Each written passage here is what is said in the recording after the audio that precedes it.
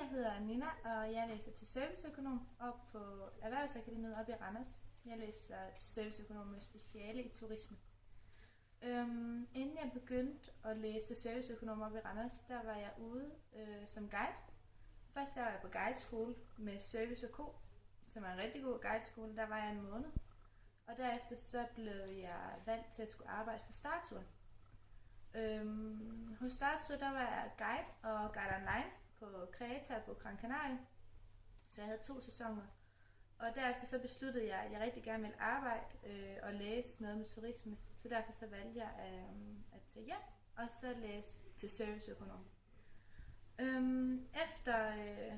Efter et års tid, der skal man jo i praktik. Og jeg valgte at mit praktiksted skulle være hos Service & Co, hvor jeg gik på guideskole, og så hos Ung Rejs, da de har firma samme sted. Så jeg er både hos det ene og det andet firma.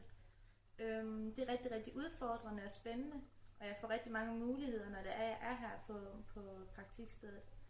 Jeg fik for eksempel tilbudt at komme til Lloret de Mar i 2 uger for at være guide, så der var jeg nede i juli.